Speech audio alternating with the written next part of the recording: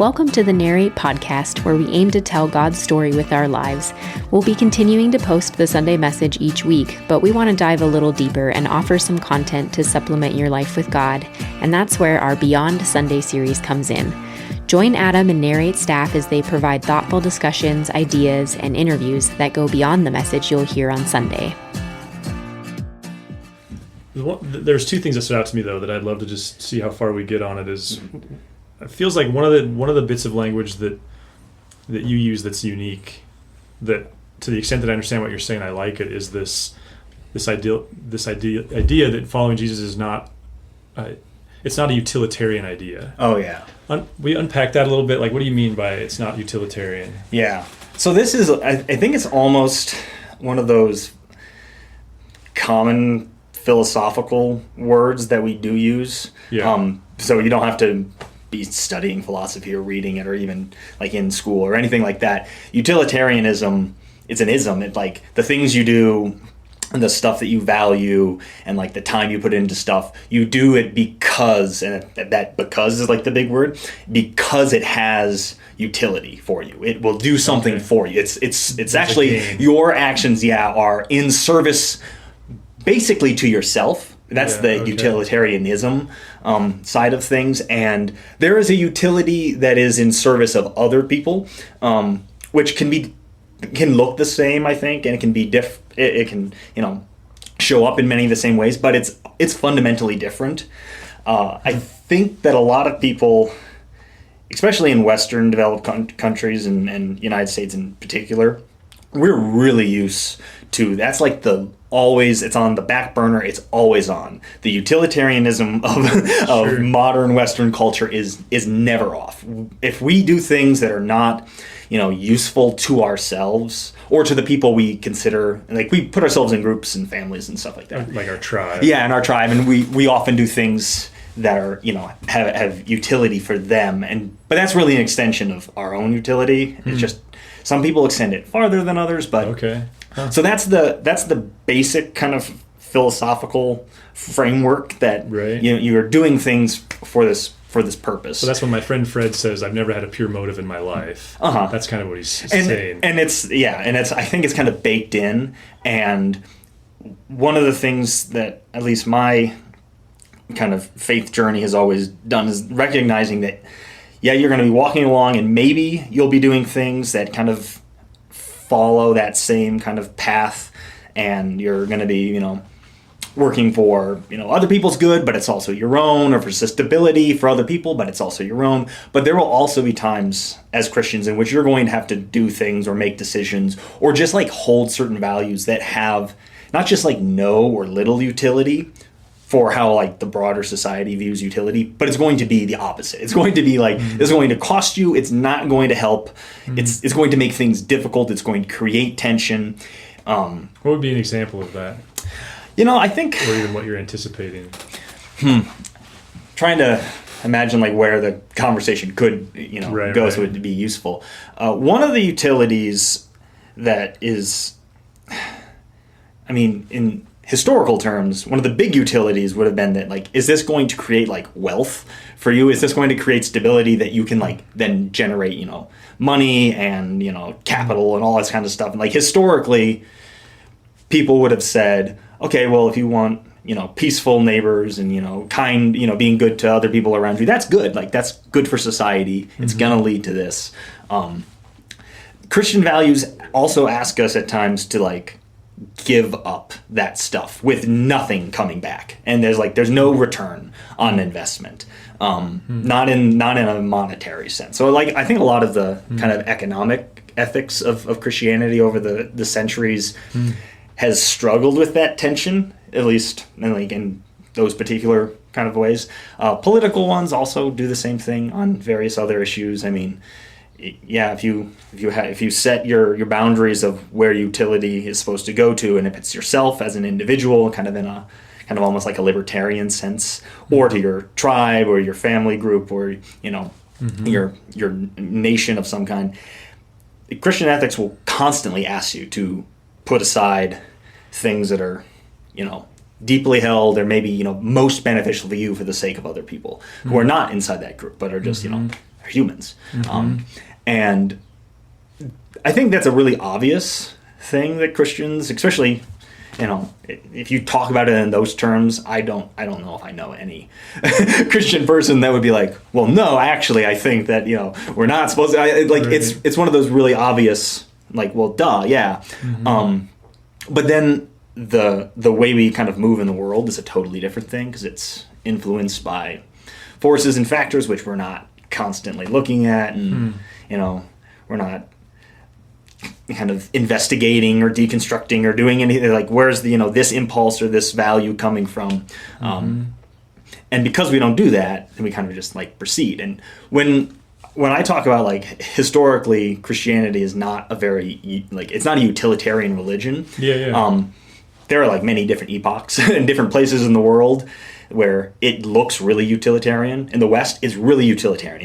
It has social capital attached to it. I mean, leaders of political parties in Europe and United States and now, parts of Africa and certain countries are like, that gets Christian in its name. So it has like, it has like a utility that's there.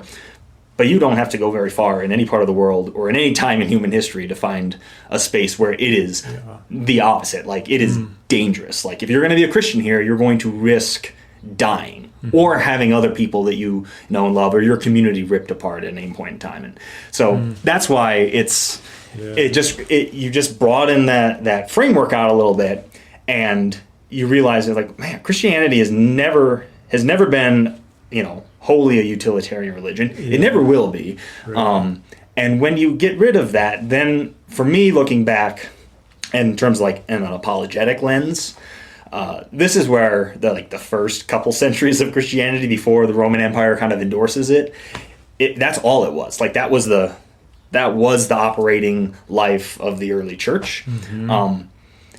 And when we have that in mind, I look back at those particular moments and I see, like, the controversies that they're fighting over, the things that, they fought really hard to deem as heresies. What were they? Some of them weren't, like, obvious things, and some of them, would have been really useful to have part of, like, Christian faith in a first or second century Roman kind of Greco-Roman culture, and that would have made things really easy. Probably a lot of people would have not ended up dead, who did, or ostracized or pushed to the outside of society. And yet, like, the church during this time that's when it's kind of setting up these really long-lasting kind of boundary markers around stuff that I think is really interesting historically. But go ahead, say more about that. Well, why don't you go ahead? Well, I was kind of bringing it back to the present of there's this, because missionality is such a strong value of mine, and I mean that's everything I've ever known as a Christian. I've always been a part of churches that were very outward facing and things like that. So this, like, making Christianity attractive has always been a high priority of mine. But as you're saying that, I can see there's this real tension between, because you can oftentimes justify utility in the name of evangelism or in the name of just palatability. Right, yeah. In some ways, like, that we do Ales for Trails, that's a utilitarian move, right? Sure. In some sense. Like, we're trying to broadcast to the community, we care about you and we care about this, and we're doing this in this way. But then it could also be seen as, but it also, to me, illustrates you're playing with fire, because you're also... on some level, you're endorsing alcohol, which is fine, but then you also have, though we work hard for it not to be a drunk fest, you're also endorsing something else that's not fine. Yeah, I see that, yeah. Or even thinking about, like, the classic kind of prosperity gospel. I mean, that's utilitarian views of giving, right? Right, yeah. You'll get it back, though. Right, yeah. And so that kind of gets, I think that's maybe the big distinction, is, like, the utilitarianism in its, like, functionality versus its, like, fundamental kind of the base of what's going on behind it. So if for something like ales, what's underneath it is not, being palatable. What's underneath it is like, hey, we want to, like, serve a community in a very particular way that otherwise it might not be served. And just because it's, something that many people might think of as maybe not super high on, like, the list of like personal needs. Sure. Like collectively for a community, though, it's actually pretty high. it's a pretty high up one. Yeah. But it also, I mean, just on like the ales example, it also serves needs that are really high. Like, you know, providing space for people to like spend time and recreate and get outside. Like that's a huge mental health thing. That's Sure. something that like rejuvenates people in really real ways. That the accessibility to that is probably the number one barrier why people who don't have it don't. It's not because they don't have like, you know, they're not into whatever aesthetic of being outside or, you know, being outdoorsy. It's just because they don't have a trail they can walk to and like get away from things and just like have Sure. the, you know, peace. Like that's actually a huge good benefit. And I think there's a theologically solid foundation for why you would care about that for people. Yeah. So like foundationally, I think something that is utilitarian in its function is fine. It's if you get to like you know, the health, wealth, prosperity gospel of, you know, insert televangelist name here. Right. The foundation is get that person rich, and it's like that's not a kingdom ethic. That's just accumulation, and often not for. I mean, you buying into the accumulation for yourself, but honestly, what's going on is that's an accumulation for that guy. That's a good point, because the people that I know, I just had this conversation with a friend. When you think about the giving piece, because that just came to my mind as utility, but you're right. Like a lot of people I know, they would say I started giving and I never looked back, but the motive for that wasn't that I'm going to gain. The motive was this desire for obedience, and then, so you're saying like the utility there. Yeah. The outcome and the utility are different things, Right. And I think if you were to like try and pare it down really theologically, there is a utilitarianism of Christianity in a biblical sense, but the utility is to like, you know, look like Jesus. Sure. And that's like, if everything is pointed, that's the ultimate kind of utility in terms of our, like the outworking of the Spirit and, you know, Christian ethics and community and stuff like it's to be like Jesus. That is in itself a utility. That's fair. So it gets relative. And so it is a very, but because one is like a fully redeemed image of God and everything else is not, like the relativism might as well be a binary between those two things. Yeah. But it does seem like we're in a different cultural moment, because I would say when like people will say that there's a social gain to Christianity, and you know, being 46 years old, like I would say that was exponentially more true 25 years ago in my world than it is today. Right. And it makes me think some of this must really bear itself out when persecution and when you get to a place like China today. Yeah. Then that would really search out utilitarianism, because that's what you're saying. Of like, it might cost you everything. Yeah. And that's certainly the case. And it kind of gets back to like the reason why I've always kind of had that critique ready to go is in my background of studying history and listening to it. When I guess this might be something that would be helpful, which I never ever obviously got to talk through in the message a few weeks ago, but when especially young people go and like read history books for the first time, or they read articles by historians and scholars, or even just like they go back and they pick up a really good or popular religious studies book. I mean, I'm thinking of like the Tom Holland Dominion book, which is that has a lot of, you know, it's had a lot of range in the Christian and near Christian circles. What they will often encounter for the very first time, unless they're in like a humanities program, is you'll encounter arguments being made by historians or scholars about why people did what they did. Like that's kind of the only thing that historians can do. It's like that's our only like piece that we are working with, is we need to like do the research and try and figure out the evidence and then synthesize it and then make, you know, inductive claims about it. And what happens a lot is that you get these huge big picture views of either, you know, Western history with Christianity, or you get even, they're smaller, but they still feel big, like, you know, views about, you know, the church in the United States or Baptists in the West or something like this. Okay. And if you're trying to figure out why, you know, from my like actual historical specialty, like if I wanted to figure out why Methodists or, you know, the African Methodist Episcopal Church was so prevalent in the American West, something that I actually have studied. Like one of the things we have to do is like okay, is there a utility? Like, is there something that particular denomination and its theology and its doctrines or its setup that is offering people something that you just assume that everything is operating on like this marketplace of ideas. And sometimes that's fair, and you can kind of glean reasons for why one church or one movement or one prophetic person over the past has been popular at moments when they wouldn't have been later. Like, you can do the utility; it's not wrong. But because people often read historians and scholars for the first time that way, it's like it's the only reason that we pick up. So you adopt this very low view of people's capacity for selfless motivation. Right, and because that's an impossible thing to find unless someone expressly writes it and you believe them in like papers they get like passed down. I see what you're saying. So I really liked the example that I think of is I really liked Tom Holland's book because it taught me lots of stuff about medieval Europe, which I had never read or known about. But I think as he was writing it, he's always one of these guys that's like he's looking for like what is the thing that Christianity is offering the people of Europe in the early Middle Ages, and what is it doing for them? Yeah, like what is it doing for them?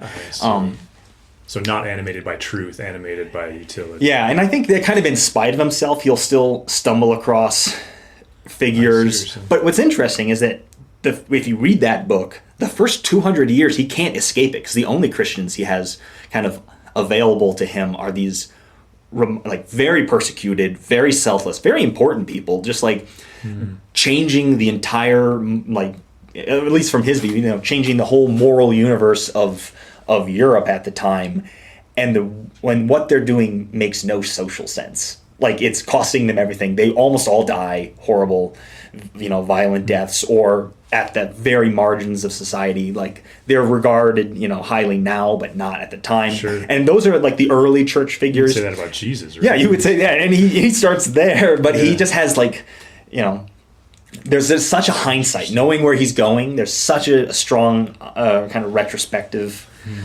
gaze kind of going back that you're always like, well, Christianity must be true because it helps me or my group or my people.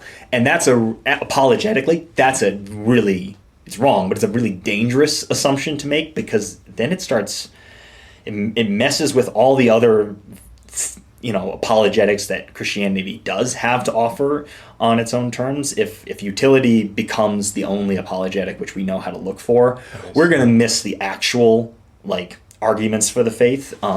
And that's been my big thing to try and talk to, especially with young people. Which would then bring you back to, I think, if I'm understanding it, it brings it back to what you were saying about the historical veracity, if that's the right way to say it, of the resurrection is very present. So you're saying your professors might say it's all utilitarian. Right. There's other things to pay attention to, which are these historical facts. Yeah. And so that's where, utility, the biggest stumbling block to only looking for utility is that it's fun because it's often assumed the other way. It's often assumed that, if you're going to try and talk about early Christian history, you're going to have to keep the certainties, at arm's length, because you need to talk about things we can't possibly know or can't know for certain or whatever. Okay. But one of the absolute undeniable facts that literally every historian, regardless of whether or not they're a Christian or agnostic or even like a harsh critic, will admit is that like you have to get to the point where Jesus definitely lived and died. Okay. He definitely had followers at a very particular moment in time. Like that is certain. That is a historical certainty. Whether you're an atheist and you hate this and your whole life is bent on ripping this, the church and its beliefs and its, what it claims about itself to pieces, you still have to admit that. And when that happens, and it does for everybody, the next question that historically, if you were to like do critical historical methodology and say, okay, well now what leads from that? Okay. You have to explain why the very first people who followed Jesus said he was raised from the dead and walked around in a new creation body for a while. Like you have to explain that. Like that's what often happened, and this is where like my epistemological crisis when I was in college it came out of this kind of conversation. What often happens is that to avoid trying to answer that question, a lot of kind of critical scholars from the 19th century to the 1970s just said, well, the first generation didn't say that about Jesus. It has to be later. So then they went through and kind of wrote, a century essentially of tortured logic. So trying to figure out how to make it so that you couldn't claim based on the historical sources that people living at the time of Jesus or within one generation, because they often also kind of admit that, like, oral tradition, if you're within 30 years of a person living in a society like that, to have a source like Paul show up 30 years later, that's, for in our world, that's pretty much coterminous. That's happening at the same time. So if you weren't talking Christianity, but you were trying to validate something else, if you had a Paul, it's like, it's valid. Yeah, I mean, or at least you have to say, it's like, no, there's a source, and there's someone saying this. Now you have to explain why they're saying this. Okay. And and a lot of critical scholars avoided that. So my epistemological crisis, when I was in college, was very minor, but it was essentially, I was at Carroll. I was ready for the epistemological crisis from my professors, which didn't come, which was interesting. Like, they were, Catholic professors, but then I went to church up at Headwaters, which is a little church up there on the hill. And I walked in the first day, and Brian Matz, who was my church history professor, and I'm going to forget his, Chris Fuller, who was the theology professor. They both, I think, have left and teach somewhere else. But they were both playing. Fuller was playing the drums, and Matz was there with all 9 of his kids or whatever. And I was trying to figure out, these guys are definitely Catholic, but they just also went to this evangelical church. And these were the guys that I had interactions with, and I was ready for them to be the ones trying to pick apart the certainties of my faith. And really? It's been nice for me. I was delighted. I was like, oh my gosh, that's because I came from a very conservative kind of evangelical background that was very suspicious of Catholics, and especially Catholics in academia for various reasons. Okay. So what was your crisis comprised? Mine was another 19-year-old precocious kid like me who just really thought he knew everything, and I'm sure he read either J.D. Crossan or Bart Ehrman or something like that. One of the historical Jesus scholars from the late '90s, Seminar, the Jesus Seminar, which is Montana's claim to infamy in the. It is? Yeah, because he was at the University of Montana. That's where the Jesus Seminar took place. Was in Missoula. I didn't know that. Yeah. Oh, wow. So they met in Missoula. And that's the crew that just went through and were like, they just went through and we're gonna vote on what did Jesus actually say. What Jesus said. Yeah. And it was like Jefferson's Bible in the end. Yeah, and they essentially got the Gnostics. They got Gospel of Thomas was super, valid and authentic, and handful of things from the Sermon on the Mount would have made it in, but everything else they kind of chucked for various reasons. And so that was essentially his claim: is you do realize that all this stuff that you think is in the Gospels was coming from the 3rd century. 3 centuries after they're working to figure out how to accrue power in a theological realm, and they've kind of crafted this whole thing. And I'm like, well, that doesn't sound like what I know. And my dad is a PhD in New Testament, and I know he doesn't think that, and he's the most critical, smartest guy that I know, and he's not on board. So I knew that. I think there's an answer to this, but I had never asked what do you say when this person shows up and because it's not a 30-second conversation. No, and maybe almost to the freedom of it. We're just so conditioned to do we have an elevator pitch to make an argument, and do we have a quick devastating retort to win with? And when you don't have that, your young people especially are just kind of flailing. And it wasn't for 10 years. I mean, I kind of just... So you just said it, you just kind of... I disassociated with it. Okay. I mean, it wasn't a healthy thing. In fact, I think as a result, my faith life just atrophied through college. I was also separated from, I would go back and help my dad with music at his church, but I was also playing golf all the time, so we were gone 8 Sundays, a year in the spring and 8 in the fall, which kind of just that's a very I've got disaggregated from community and stuff like that. And then I had this I don't know, and I'm thinking I'm going to be a intellectual person as a young person, but your brain's not done. That's the other thing, and you kind of just flail for a while. And I wish I wouldn't have, because I think at the end, my college career, came to an end, and I was way worse off in terms of my walk with Jesus than I was at the beginning. I'm not going to blame, that young guy for that particular thing. I think it was almost certainly all my fault. Like, I had more opportunities and resources to like seek out the answer. I could have just called my dad. Sure. But instead, just like you get a little clammy on the inside. And you're like, but what if? What if it's just like, well, yeah, they say that, but I mean, we don't think so. And if that's the extent of the argument, like I was in a program like training you, like, well, that's not good enough just to say, well, we don't think so. You have to like go at their evidence and like see if does it hold up, because I was like maybe unspoken inside, like, what if it holds up? Like that would be a really freaky thing to try and deal with as a young person. And I think that was my kind of response, and I suspect that other people have similar ones. It's funny. Yeah. It's funny you say that, because it was in early 2020, and maybe we've had this conversation, but I had an associate who was really starting to question the resurrection, and I had this moment of, and I think I've said this from the stage, but like, I'm a gospel guy, and if you convinced me the gospels aren't valid, I'd be toast. Yeah.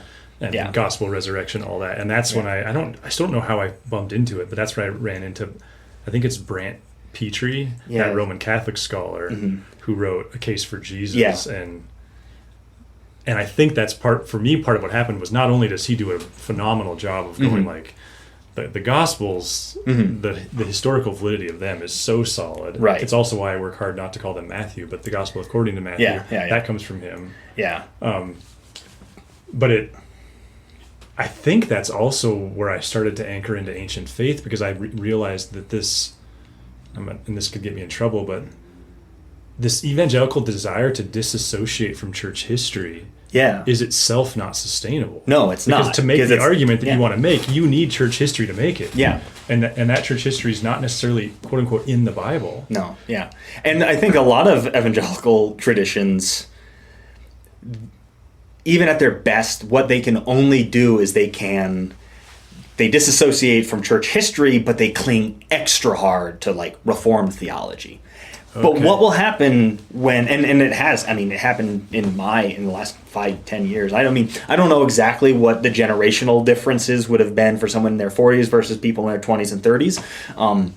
But especially with like stuff online, the whole deconstruction kind of wave was, I couldn't have gone a single day without some person on a podcast and a clip or something like that, talking about it, or, some Christian person, discussing it, or some, person who has, they would have used the term like, I deconstructed, now I'm not a Christian, and you guys are all idiots, and I was an idiot for thinking this, and you listen to people kind of spiral that way, and that's really when I started listening and realizing like, oh, they're all making assumptions based on some of these arguments. They're all making something like, well, I didn't even know that, that John wasn't written until, 200 or something like that. And that the earliest gospel, people would have said something like, I wouldn't have known that, Mark wasn't a divine Jesus. And like, well, that's a fundamental misunderstanding of like historical things. Like you have actually like, you haven't just like said a controversial thing. You haven't like taken a position.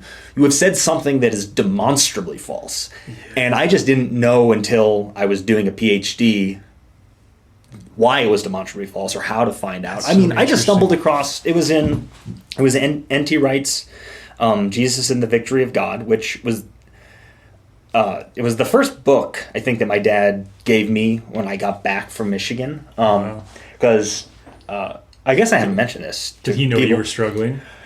He knew at that point that I had probably been, well, maybe in retrospect. I'm not actually sure if he knew I was struggling through college. He might have suspected, but I think he knew that something happened when I was at Michigan. So for people listening, when I started at the University of Michigan in 2018, and 2 weeks before we left, I got diagnosed with Hodgkin lymphoma, which is a weird thing to try and like do with a doctoral program, is to like, go and do chemo every other week. And it's a really treatable disease and stuff. But as it turned out, my version of it was not susceptible to the cure-all chemo concoction that works great for Hodgkin lymphoma. So I had to do a stem cell transplant, which they take your stem cells out, they essentially kill you.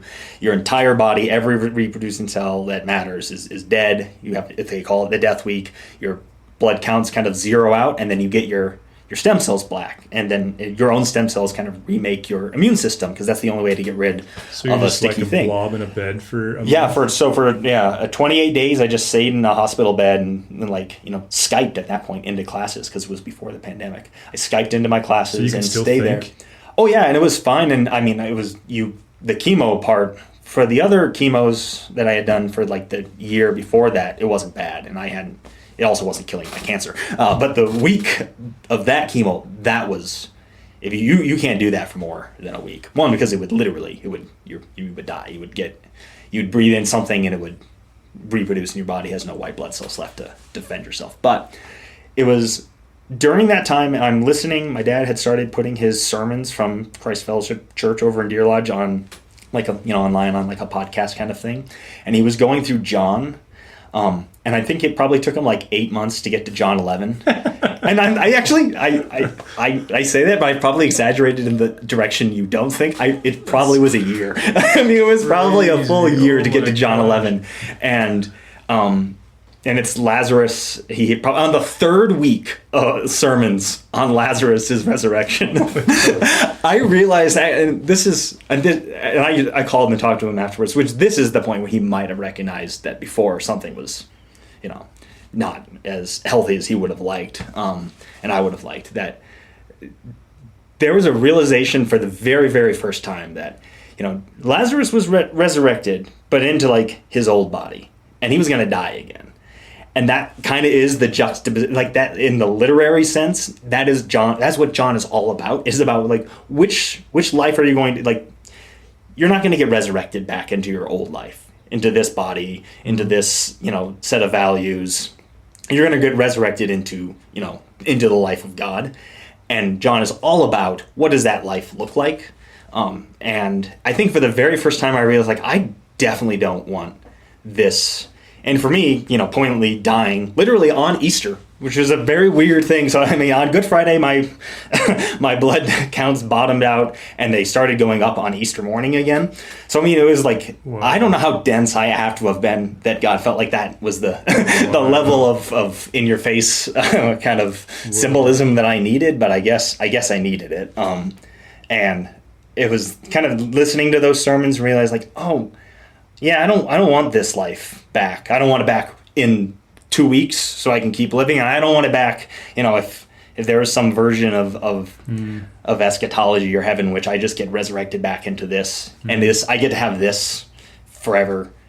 I'm out. I don't want that. Like, I want the other thing. I want, you know, and so talking with my dad after that, then he's like, oh, you should read some of, you know, people. And he gave me a lot of different books, but Jesus and the Victory of God was the kind of the first big one that he gave me. And it's in that he, N.T. Wright kind of goes and looks at the Jesus seminar and lays out, is like, this is why they think what they do. This is their argument comes from long historical traditions about assuming what could have been thought about Jesus' divinity. And based on that, which is wrong and had a fundamental misunderstanding or absence of understanding of like Jewish history, they like just wrote off all these huge things, and they imagine, you know, they worked up, you know, ideas of source documents, which they called Q, which is still, I mean, it's a plausible idea that there was some source that maybe Mark was working from, and if anything, you can just say it's from, you know, his own stuff and from an oral tradition, if you want to call that Q, you can do that. But like, they would make these bizarre arguments about like the dating of a document which doesn't exist. And I just remember reading through, I was like, wait, is it this? This is the historical rigor of the argument that says, you know, the Gospels are later and we don't have to deal with the fact. We don't have to answer the historical question of why or how or what is the meaning of his first followers saying, no, he rose from the dead into new creation. Like, that claim to the dating of things, the kind of the veracity, the historicity of Jesus' early followers and what they thought.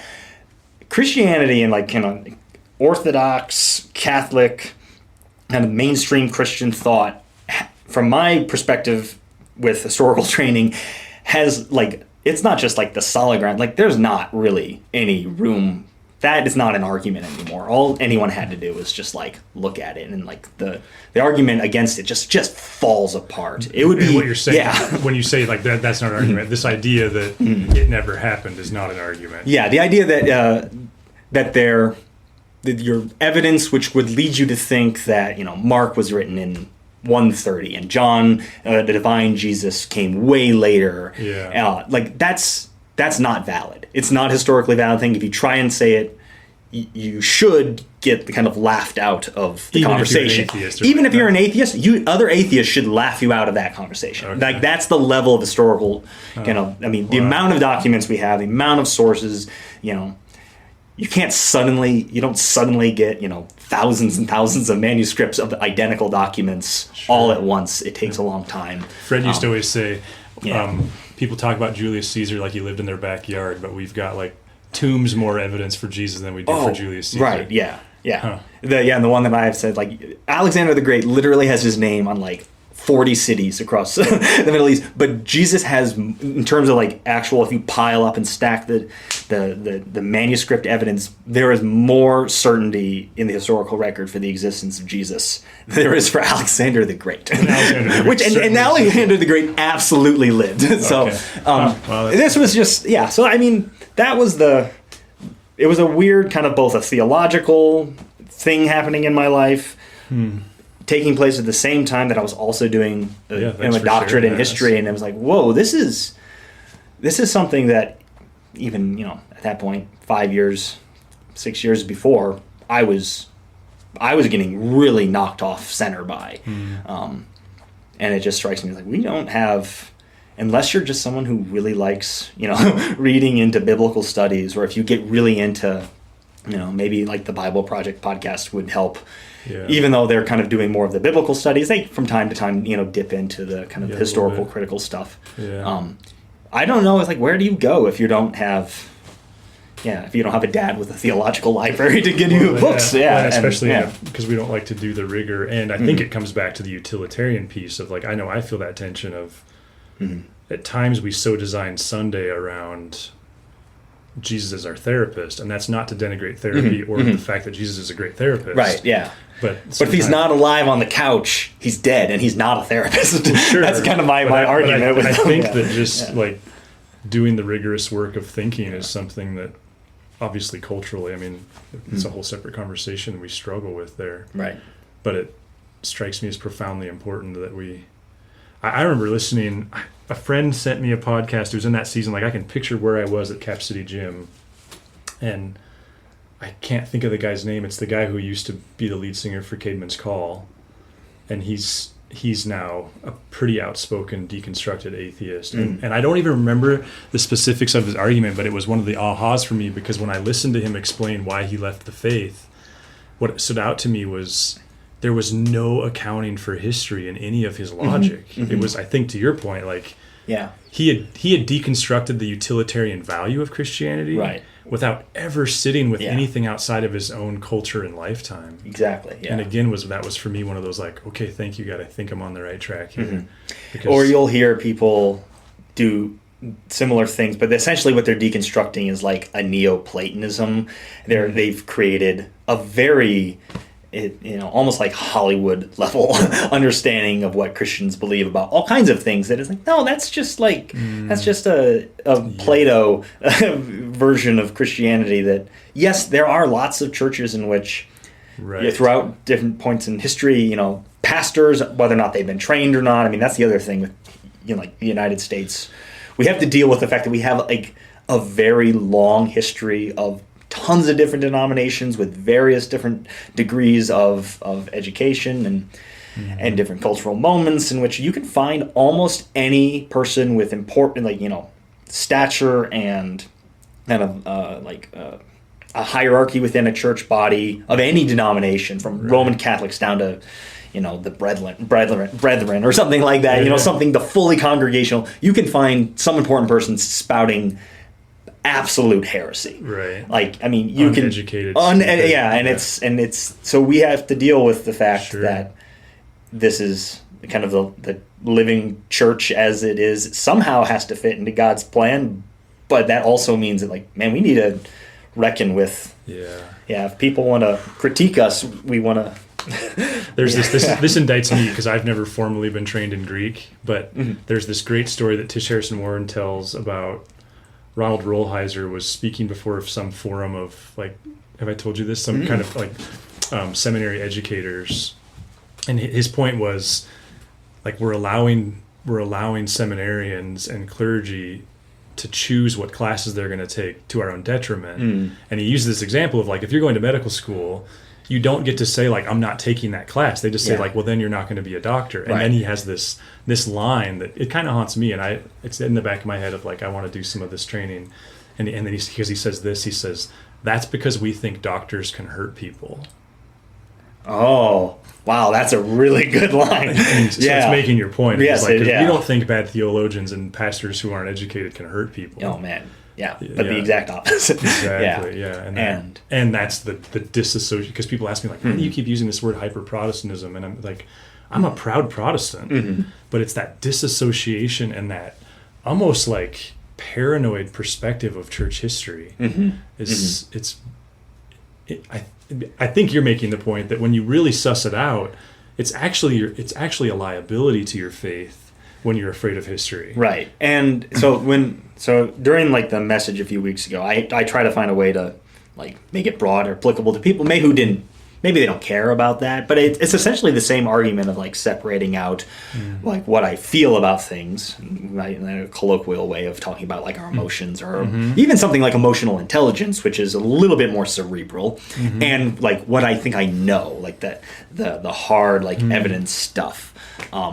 And being afraid of church history is, I think, something that happens when you kind of get pulled in towards, I don't know what I don't know, and I'm kind of worried to find out. But don't worry, I can do everything I need to over here, which is that happens. And I think it can happen at an individual level. It happens at a corporate church level. It happens in, like, a big social level, and people.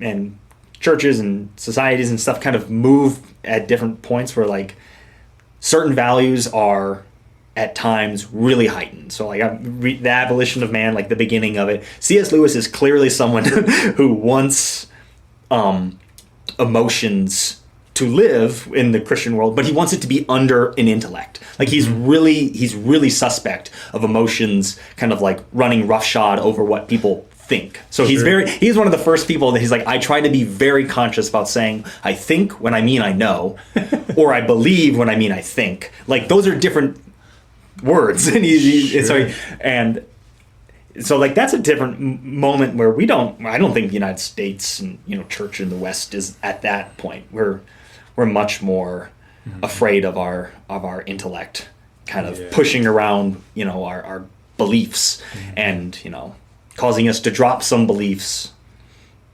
because there's no, maybe we think there's no logical reason to hold them, which is, that's a false dichotomy, and that's really what I'm trying to, like, Jesus is really interested, Paul is really interested, and, like, those kind of things kind of just crashing together and interlocking and not, like, overpowering one another. So maybe in a critique of Lewis, looking back, I don't think your intellect should be, ruling over your emotions in your life, unless it's something that, like, you struggle with that, and that's actually a coping mechanism. But that's not the ideal. The ideal is that they're supposed to be working together, really kind of organically.